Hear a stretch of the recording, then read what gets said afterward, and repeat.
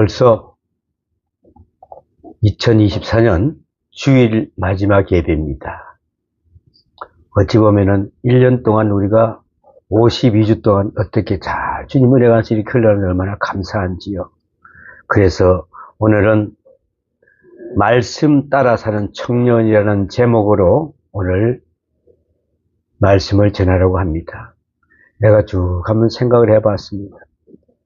1년 동안 말씀을 전하면서 우리 청년들에게 말씀을 무엇을 전할 것인가 한번 생각을 해보았습니다. 오늘 보면은 청년이 그의 무엇으로 그의 행실을 깨끗하게 하리까.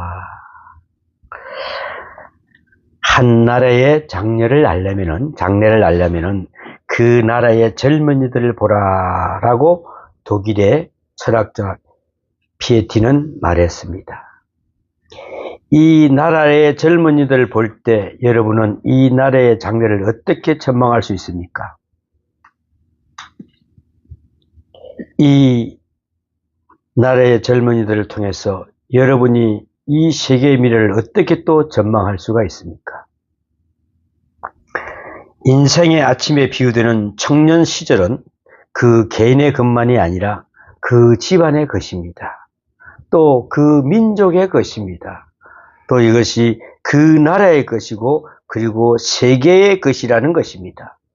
정말 우리 청년들은 그런 것입니다. 부득불 이 세대는 다음 세대인 젊은이들에게는 넘겨줄 수밖에 없기 때문에 그렇습니다. 어차피 다 넘기고 가야 됩니다. 우리 교회, 우리 나라의 앞날이 그들의 어깨에 달려있기 때문에 그렇습니다. 영어로 에델레센스라고 하는데 청년기라는 표현입니다. 청년기. 이 청년기라고 표현되는 청년은 남자들은 14세에서 25세, 여자들은 12세에서 21세의 여자를 가리키는 말로 되어 있습니다. 이 연령, 이 청년의 시간에 있는 그들은 이제 어린 나이가 아닙니다. 그렇다고 해서 성인에 미치는 것도 아닙니다. 어린 나이도 아니고 어른도 아닌 중간기간입니다. 그래서 혼란기요, 격동기요, 탐색기요, 방황의 계절입니다. 이러듯 복잡한 청년기의 특징을 어떻게 다 설명할 수 있겠습니까? 한 가지 분명히 우리가 알아야 할 것은 우리는 저들을 믿어야 합니다. 이해해야 합니다. 또한 우리는 저들의 그 모습 그대로 우리는 영접을 해야 합니다.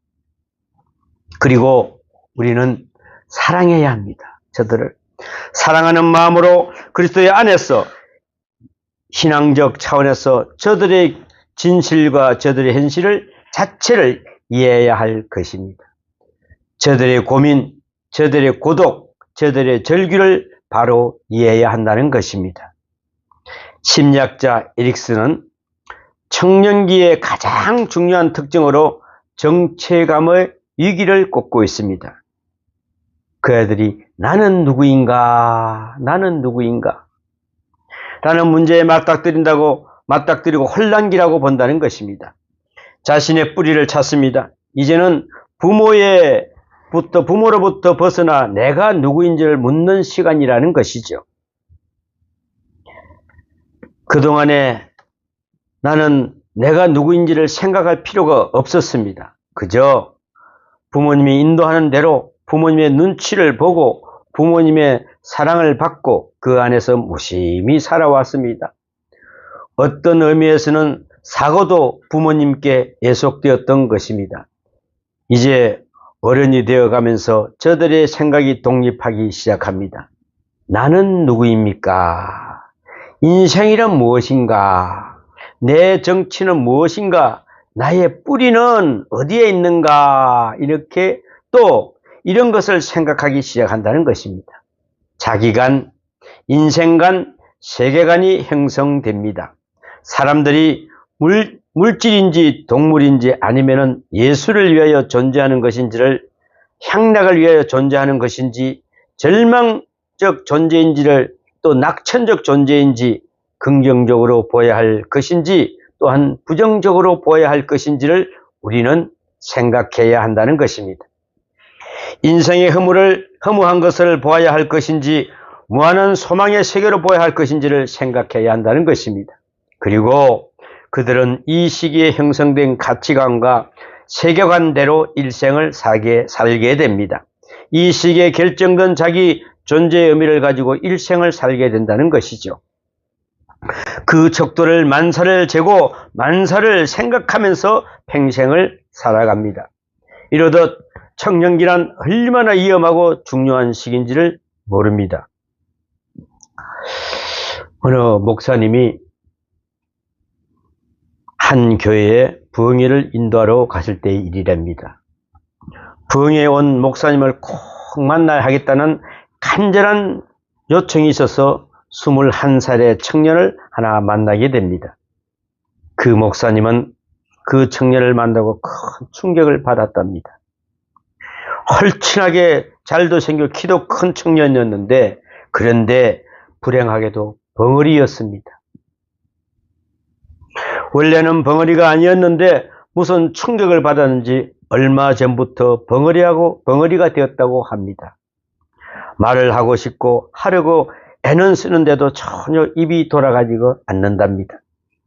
같이 온 사람에게 청년의 성장 과정을 듣고 그 원인을 알 수 있었습니다.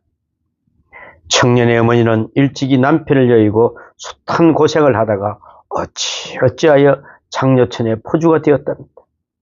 그 수하에 많은 율락 여성들이 있었습니다. 이 청년은 결국 율락 여성들과 한 지붕 밑에서 살게 되었습니다. 처음에는 어려서 영문을 모르고 지냈지만은 눈이 열리면서 처음으로 본 것이 바로 율락행위였습니다. 보고 듣는 것이 그것뿐이었습니다. 사춘기에 접어들면서 그는 별 수 없이 타락을 했고 그 방면의 모든 것을 다 경험하게 되었습니다. 피곤하고 지친 삶이었습니다. 그러던 중에 어머니마저 세상을 떠났습니다. 그는 그의 친구의 안내로 교회에 나오기 시작했답니다. 그의 영혼이 눈을 뜨기 시작했고 인생의 의미를 생각하게 되었습니다. 그러나 안타깝게도 지난날의 악몽을 떨쳐버리지를 못하는 것입니다. 성경을 읽으면서도 기도를 하면서도 그의 악몽에 시달립니다. 자기 정체성을 발견하기 시작하면서 너무나 강한 충격을 받아서인지 어느 때부터 갑자기 벙어리가 되고 만 것입니다. 여러분, 그 청년이 말을 못하고 울기만 하던 그 울부짖던 21살의 청년을 만나고 얼마나 그 목사님이 가슴이 아팠던지 지금까지도 기억이 생생하다고 합니다. 여러분, 이것이 나무 이야기가 아닙니다. 바로 우리네 젊은이들이 바로 문제인 것입니다. 우리네 젊은 아이들은 지금 일찍부터 나쁜 것만을 듣고 보고 들어왔습니다. 들어서는 안 될 말을 어려서부터는 너무 많이 들었습니다. 그 충격이 커서 그들의 정신, 그들의 영혼, 그들의 가치관이 온전할 수 없게 되어버렸던 것입니다. 인생의 의미를 찾고 세계의 의미를 찾고 인생관과 세계관이 바로 이 시기에서 결정이 되는데 우리는 그들에게 가치관을 심어주는 책임을 다하지 못했습니다. 지금 우리의 젊은이들은 이상과 현실 사이에서 혼란을 일으키고 있습니다. 이상적인 자기와 현실적인 자기 사이에서 너무 먼 거리에 있음을 압니다. 정체감에 혼란이 옵니다. 몸은 어른입니다. 그러나 정신은 여전히 어린아이입니다. 거울에 비친 내 모습은 어젓한 청년입니다. 그러나 내 사고의 수준은 여전히 어린아이의 꿈과 같은 모습으로 나약함에 헤어나지를 못하는 것을 볼 수가 있습니다. 생각은 많습니다. 그러나 경험이 없습니다. 그래서 늘 불안합니다. 큰 소리를 칩니다. 그러나 자신 있는 일은 하나도 없습니다. 저들은 모방의 세계에서 벗어나고 있습니다. 지금까지는 아버지, 어머니가 전부인 줄 알고 살았습니다. 그러나 세상은 그렇지 않더라는 것을 비로소 알게 됩니다. 그들은 모방의 세계에서 벗어나 독립을 하려고 몸부림을 칩니다. 초자에서 벗어나 진정한 자아, 자기의 참모습을 돌아가고자 합니다. 그러나 그것이 쉽지 않음을 겪으면서 깨닫게 됩니다. 저들은 새로운 세계를 향하고자 합니다. 여기에 의의가 있습니다. 어렸을 때는 꿈이 많습니다. 모두가 상상 속에서 삽니다. 여러분 가운데서 젊었을 때 시 한 수를 읽어본 사람이 어디 있겠습니까? 모두가 시인이요, 모두가 소설가입니다. 그러나 꿈의 세계와 현실은 엄연히 다릅니다. 동화와 세계와 현실은 같지가 않습니다. 많은 동화를 읽고 환상 속에서 왕자가 되고 공주가 되어 보았습니다. 그러나 마침내 내가 왕자도 아니고 공주도 아니라는 것을 깨닫게 된다는 것입니다. 그 충격은 만만치 않습니다. 세상은 동화의 세계가 아닌 냉혹한 세계라는 것을 깨달으면서 엄청난 충격을 받습니다. 그리고 저들은 자율성을 추구합니다. 자치하고 싶은 것입니다. 부모님의 제재로부터 자유로워지고 싶고 지워지고 한답니다. 여기서 이탈성이 생깁니다. 여러분, 젊었을 때 가출할 마음을 품어보지 않는 사람이 어디 있겠습니까? 아마 여러분 가운데서도 가출해본 분도 있을 줄로 믿습니다. 부모님들이 자꾸 잔소리를 하면은 요즘 아이들은 속으로 이런 생각을 한답니다. 내가 지금의 능력이 없어서 먹고자 할 수 없이 참고 있는 거지, 조금만 기다려봐라, 나가버리고 말자. 이탈적 성향이 항상 있다는 것입니다. 둥지를 떨치고 나가고 싶은 마음입니다. 그런데 세상을 향하여 나가고는 싶으나 자신이 없습니다. 가정이라는 감옥에 갇혀 있는 것 같다 그랬습니다. 그래서 고된 시간을 보내고 있는 것입니다. 저들은 정서의 자율성, 행위의 자율성, 나아가 가치의 자율성을 찾습니다. 부모님이 정해준 가치를 그대로 물러받는 것이 마땅치 않습니다. 마치 부모님의 노예가 되는 것 같고 소유물이 되는 것 같다고 그랬습니다. 그래서 그들은 가치관 자체를 독립하려는 한다는 것입니다. 부모님이 크다고 말할 때에 나도 크다라고 하면은 부모님에게 예속되는 것처럼 느껴진답니다. 부모님이 크다라고 할 때 나는 작다라고 해야 살만 나는 삶이 된답니다. 부모님이 내게 담배를 피우지 말라고 할 때에 그 말씀대로 하면은 노예가 되는 것 같고 그 말씀을 어기면서 피우면 살만 나는 것 같다고 합니다. 자유로워지는 것 같습니다. 이것이 바로 이탈성입니다. 이탈성. 이것을 어떻게 하면 좋겠습니까? 그러나 우리가 알아야 할 것이 있습니다. 그들은 이러한 과정을 통해서 성숙하는 것입니다, 여러분. 그 성숙 과정을 우리는 붙들지 말아야 합니다. 또 이 성숙을 우리는 인정해주는 사람이 없답니다. 저들은 경험이 없습니다. 그래서 그들은 잘못된 모든 책임을 부모를 포함한 기성세대와 사회에 돌리려고 한다는 것이죠. 왜입니까? 자기는 행한 일이 없으니까 자기 탓이 될 것이 없다고 생각하기 때문에 그렇다는 것입니다. 이 시기에는 잘못된 모든 책임을 남에게 돌릴 수밖에 없습니다. 나 아닌 외부의 여건에 의해서 그 책임을 묻는 것이 바로 정상입니다. 그들은 이렇게 생각한다고 방황합니다. 어찌 보면 무책임합니다. 하지만 그것은 당연한 일입니다. 그들은 책임질 사람들이 아니기 때문에 그랬습니다. 그들은 지금 무책임의 계절을 살고 있습니다. 법정 미성년자, 그 아이가 책임을 지면은 부모들도 같이 책임을 져야 되는 것과 마찬가지입니다. 저들은 자신을 남과 같이 비교해 보려고 한다는 것입니다. 자신이 지닌 생각도 있습니다. 이보다 다른 사람의 평평과 길을 기울입니다. 인정받고 싶어 합니다. 그리고 만약 인정받지 못할 때는 불만을 품게 됩니다. 그러나 여러분도 아시다시피 실적 없는 인간을 누가 또 인정을 해주겠습니까? 해보지 않는 그 아이들에게 우리가 뭐라고 이걸 하라고 이야기하겠습니까?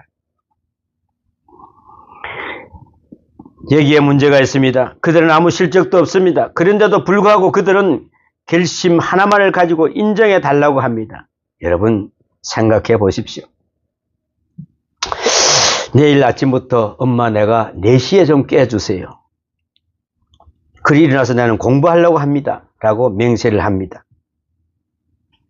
부모님에게 믿어달라고 요구합니다. 하지만 부모님은 이 말을 믿을 수가 없습니다. 왜요? 생전 안 해본 일을 내가 해내려고는 어떻게 믿을 수가 있냐는 반문을 한다는 것입니다. 그렇습니다. 이 세상은 실적 없는 일을 믿지 않습니다. 믿으려고 하지도 않습니다. 그러나 젊은이는 그렇지 않습니다. 내가 100번, 1000번 실수를 했습니다. 그러나 다시는 그런 실수를 하지 않으려고 노력하고 결심했으니 믿어달라고 한다는 것입니다. 하지만 아무도 믿어주지 않습니다. 왜요? 자신들의 결심과 맹세가 인정을 받지 못할 때에 그들은 충격을 받는다고 합니다. 그래서 청년기에 충동은 충동의 시기라고 한다는 것입니다. 강한 충동. 저번에 제가 유튜브에서 이런 장면을 봤습니다. 재판을 하는 장면입니다. 고등학생입니다. 여자아이입니다. 반에서 1, 2등을 다투고 좋은 대학을 가기 위해서 열심히 공부했습니다. 그러나 어떤 잘못된 남학생들을 만나서 그냥 자기의 모든 것이 망가지는 처참한 그 상황을 당합니다. 그러고 나서부터 이 여학생은 가진 안전 모든 일은 다 하고 있습니다. 그래서 붙들려서 재판을 받습니다. 거기에 그 재판 여자분이 말을 합니다. 정말 우리가 잘못했다. 이 법대만 없으면 내가 너를 가서 꼭 안아주고 싶었지만은 내가 그럴 수 없어서 참 안타깝구나. 너의 그 잘못은 너의 잘못이 아니라 우리의 잘못이다. 라면서 그 아이를 탁 따닥거려 줄 때 그 아이가 눈물을 흘리면서 제가 잘못했습니다. 다시는 이런 일을 죄를 짓지 않기 때문에 하면서 그 하는 것을 볼 때 아 그래 아직도 우리나라는 그래도 판사들이 살아있구나. 그래도 강한 충동이 그 아이를 이제부터 내려놓게 했구나. 그렇습니다. 불확실합니다. 그들은 폭풍의 계절, 공허와 불안의 향로를 가고 있는 것입니다. 이상도 있고 충동도 있고 욕망도 있고 성취욕도 있습니다. 그러나 자신 있는 일은 하나도 없습니다. 공허함과 허무, 불확실한 세대에서 매여 있을 뿐입니다. 이제 우리는 저들을 위해서 어떻게 해야 하겠습니까? 젊은이들의 고민을 그들의 현실 자체를 그대로 우리는 인정을 해야 합니다. 이해해야 합니다. 뿐만 아니라 영접해야 합니다. 그들을 영접하고 사랑하고 가르쳐야 한다는 것입니다. 그리고 그들을 믿어줘야 한다는 것입니다. 끝까지 실망하지 말고 믿어야 할 것이며 그들의 모든 잘못에 대하여 우리가 책임을 통감해야 한다는 것입니다. 그들의 성격에서 비롯된 잘못 누가 책임질 것입니까? 그들이 눈에 비친 인생의 모습에 대해서 누가 책임을 질 것입니까, 여러분? 솔직하고 깨끗하게 내 탓으로 돌려서 함께 책임을 나누려야 된다는 것입니다. 그들에게만 책임을 돌릴 수는 없습니다. 그들은 보고 들은 대로 말하고 생각하고 행동할 뿐입니다. 같이 책임지는 것 말고는 다른 해결책이 하나도 없습니다, 여러분.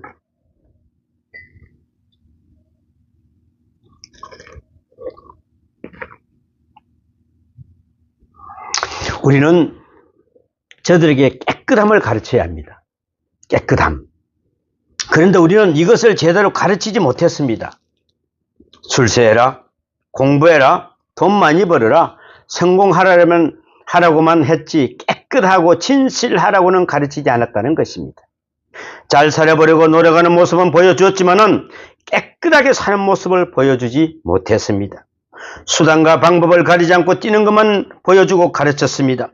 저들이 진실하지 못하고 깨끗하지 못한다면 그 책임은 바로 우리에게 있습니다, 여러분. 우리가 그들에게 깨끗한 언어, 깨끗한 양심, 깨끗한 사고, 진실한 행위를 보여주지 못한 데서 비롯된 것입니다.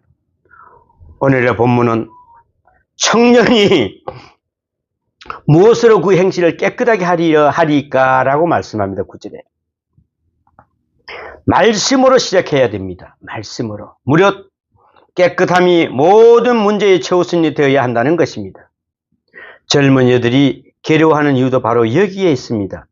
더럽고 혼탁한 세상, 수단과 방법을 가리지 않고 출세하려는 모습을 이제 더는 역겨워 볼 수가 없다는 것입니다.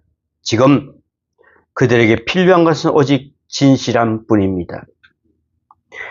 다른 모든 것을 없어도 진실함만이 있다면 깨끗한 마음의 자세로 함께 돌아가야 한다는 것입니다.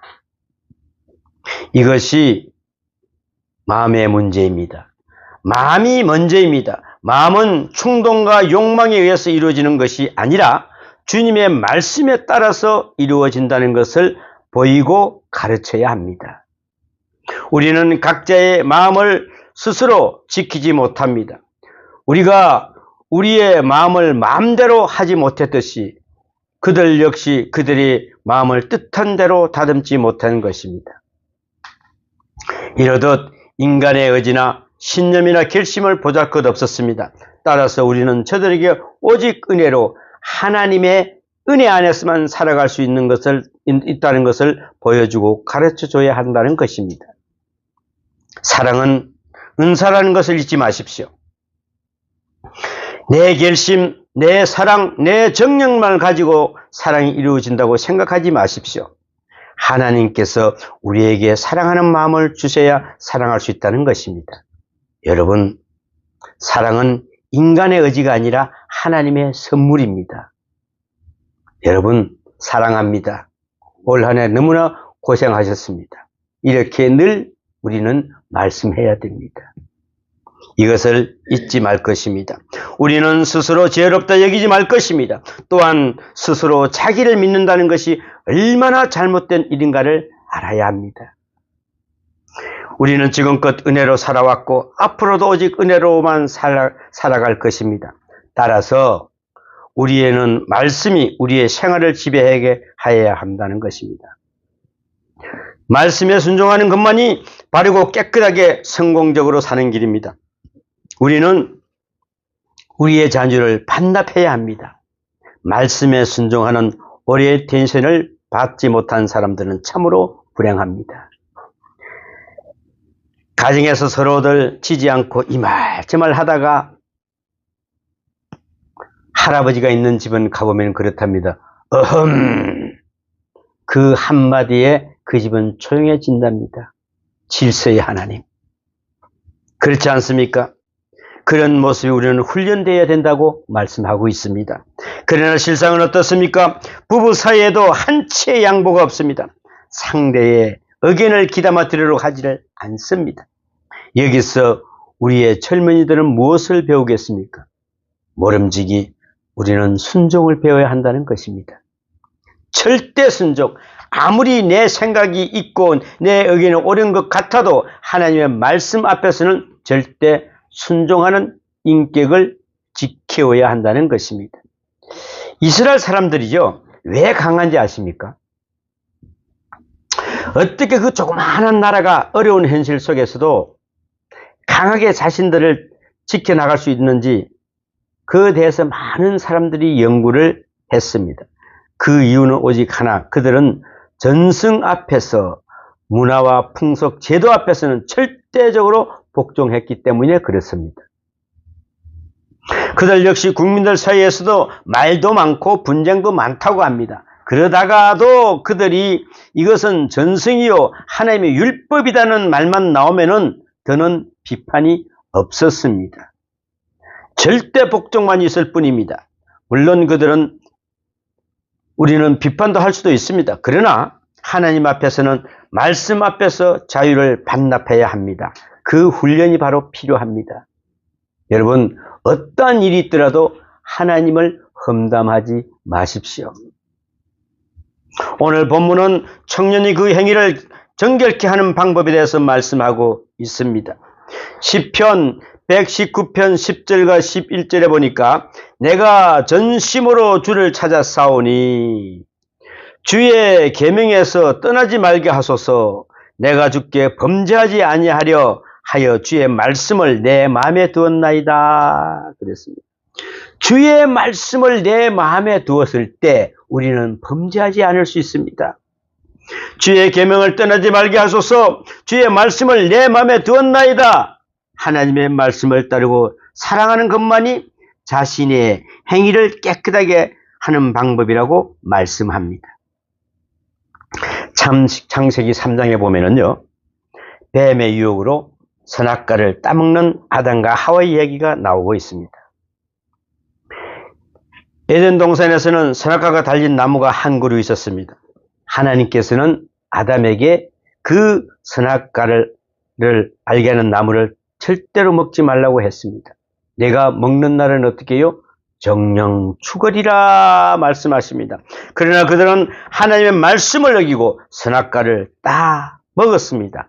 따먹지 말라고 말씀하신 대로 행했어야 하는데 그들은 복종이라고 하는 기본적인 예의가 없었습니다.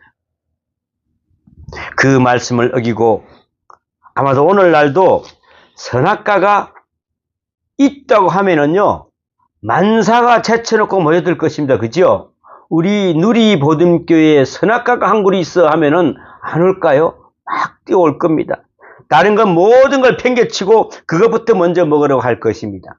아담의 후회드림으로 어쩔 수가 없습니다. 우리에게는 이것은 먹지 말라고 했을 때 예 하고 대답하는 훈련이 필요합니다. 그것이 바로 인격입니다. 저번에 유튜브를 보니까 개 주인이 이 맛있는 간식을 갖다 놔놓고 먹지마 먹지마 그랬더니 침을 질질 흘리면서도 주인이 없는 동안 진짜 언제 오나 여러분, 먹지 말라 할 때 먹지 마십시오. 개도 지키는데 하나님께서 먹지 말라 했는데 말 그대로 개만 또 못합니까 우리가? 응? 주석가 매튜 헨리는 말했습니다. 선악과를 따먹지 않기 위해서는 선악과에 가까이 가지 말아야 한다 그랬습니다. 그죠? 가까이 가서 쳐다보고 만져보고 나서 먹지 않겠다고 하는 것은 자기의 기만이다 그랬습니다. 거기 얼마나 먹음직스럽고 보암직스럽고 야 저거 하나만 먹었으면 너무나 좋겠다 그래 했는데 그래 놓고 그걸 안 따먹고 온단 말이에요. 아예 그러니까 나쁜 사람이 있는 데는 가지를 말아야 됩니다. 우리는 그렇지 않습니까? 애당초 가까이 갈 생각을 품지 말라고 합니다. 그렇지 않습니까? 악한 자의 모임에 가지도 말고 오만한 자리에 앉지도 말고 말 같지 않는 말은 듣지도 말아야 한다는 것입니다. 그런데 우리는 이대로 행하지를 못합니다. 기어이 선악과를 먹어야겠다고 합니다. 그 잘못의 원인은 어디서부터 찾을 수가 있겠습니까? 젊은 세대는 물론 기성세대 역시 하나님의 말씀에 순종하는 오리엔테이션이 바로 되어 있지 않는 데서 바로 문제가 있는 것입니다. 여러분, 대학교 1학년을 딱 가면은 모여서 오리엔테이션을 합니다. 이걸 하지 말고 이거 하지 말고 이거 하지 말고 전부 다 이걸 지켜야 합니다. 그러나 그 중에서도 거의가 지키는 않는 아이들이 참 많습니다. 왜요? 자기가 지키란 걸 지키면 참 좋을 텐데 그 말씀에 따라 살면 참 좋을 텐데 바로 되어 있지 않기 때문에 문제가 되는 것입니다. 오늘 본문 말씀대로 하나님의 말씀에만 즐거워하며 그 말씀만을 따라 살며 그 말씀에 자신의 운명을 맡길 줄 아는 훈련이 필요하다고 그랬습니다. 어느 대학교 졸업식에서 노교수 한 분이 사회로 나가는 제자들에게 이제 여러분들은 위험한 바다의 배를 띄워 항해를 한다는 것을 자녀들은 알겠는가? 라고 물어봅니다. 대학교를 졸업하면 그때부터는 이제 위험한 배 위에서 떠서 나가는 것입니다. 그렇게 마지막으로 묻자 그 말을 들은 학생들 모두가 숙연해졌다고 합니다. 졸업식이 끝나고 난 뒤에 학생 하나가 그 교수님 앞으로 가까이 가서 말합니다. 교수님, 위험한 바다를 향해서 출발하는 것은 사실입니다. 그러나 교수님, 너무 걱정하지 마십시오. 그리고 주머니에서 성경책 하나를 탁 꺼내더니 위험한 바다에서 막연하게 떠난 것 같으나 여기에 우리의 나침판이 여기 있습니다라고 보여주다는 거죠. 성경책을 탁 꺼내 보이면서 저는 하나님 말씀대로 살기를 원합니다라고 보여주다는 것입니다. 정말 믿음직한 학생입니다. 우리는 이 사실을 깊이 한번 생각해 보십시오. 파스칼은 말했습니다. 세 유형의 사람이 있다. 세 가지 유형의 사람이 있다. 그랬습니다. 하나는 하나님을 찾을 수도 없고 찾으려 하지도 않는 사람이 있다. 그랬습니다. 이 사람에게는 지혜도 행복도 없다. 또 하나는 하나님을 찾을 수 있으나 찾지 않는 사람이다. 이 사람에게는 지혜는 있는 것 같으나 행복이 없다. 그랬습니다. 마지막으로 하나님을 찾고 하나님께 순종하고 하나님의 섬기는 사람이 있다. 이 사람에게는 지혜도 있고 행복도 있다. 그랬습니다. 여러분, 우리가 하나님을 섬기는 사람, 이 사람에게 지혜도 있고 행복도 있고, 우리는 어느 정도 섬길 줄 알아야 합니까? 믿으면 됩니다. 그런데 안 믿어집니다, 이게. 참 묘하지요. 스펄전은 26살에 영국의 유명한 설교가 겸 목사가 된 사람입니다. 26살에. 그리고 리빙스틴은 23살에 선교사가 되어서 아프리카로 갑니다. 칼뱅은 이 불의의 명작이라고 일컬어지는 기독교 강요를 쓴 것은 26살 때였습니다. 우리는 젊은이들에게 기대합니다. 악한 세대에 사나 마음은 그리 두고 불안한 세대에 사나 하나님 말씀 가운데만 평화를 얻고 불신의 시대에서 사나 예수 그리스도만을 믿고 그분의 말씀을 믿고 길과 진리와 생명으로 받을 때에 비로소 그들에게 소망이 있게 된다는 것입니다. 이 젊은이들이 오는 세대를 인도할 것입니다.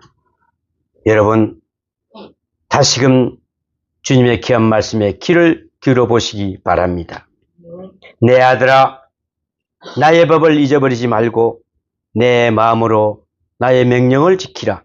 그리하면 그것이 너로 장수하여 많은 해를 누리게 하며 평강을 더하게 하리라. 인자와 진리로 내게서 떠나지 않게 하고 그것을 내 목에 매며 내 마음판에 새기라. 그리하면 내가 하나님과 사람 앞에서 은총과 기중이 여김을 받으리라. 너는 마음을 다하여 여호와를 의뢰하고 내 명철을 의지하지 말라. 너는 범사의 그를 인정하라. 그리하면 내 길을 지도하시리라. 스스로 지혜롭게 여기지 말지어다. 여호와를 경외하며 악을 떠날지어다. 이것이 내 몸에 양약이 되어 내 골수를 윤택케 하리라. 내 재물과 내 소산물이 처음 익은 열매로 여호와를 공경하라. 그리하면 내 창고가 가득히 차고 내 집들에 새 포도즙이 넘칠 것이다. 그랬습니다. 이 말씀이 잠언서 3장 1절에서 10절 말씀을 제가 낭독해 보았습니다. 여러분, 우리는 젊은이들이 오는 그 세대를 우리는 인도할 때 그 아이들을 먼저 인정하고 사랑으로 대하는 여러분이 되시기를 축원합니다. 기도합니다. 사랑의 하나님, 범사의 그를 인정하라고 하였습니다. 내 길을 지도하신 하나님, 스스로 지혜를 주시는 아버지 하나님, 여호와를 경외하면은 악에서 떠날 것이라고 하신 것을 우리는 믿게 하여 주시옵소서. 내 몸에 양약이 된다고 하였습니다. 골수를 윤택케 한다 하였습니다. 아버지 하나님, 지금 현재 우리가 이 젊은이들이 주님 가운데서 마음을 두고 불안한 세대에서 하나님 가운데서 평안을 얻는 복된 자들로 세워주시옵소서. 이제 오늘 2024년 주일 마지막 예배로 주님께 올려드렸습니다. 이 예배를 통해서 우리가 다시 한번 복된 마음으로 주님과 아름다운 동행으로 승리하는 삶이 되게 도와주시옵소서. 우리 주 예수님 이름으로 기도함나이다. 아멘.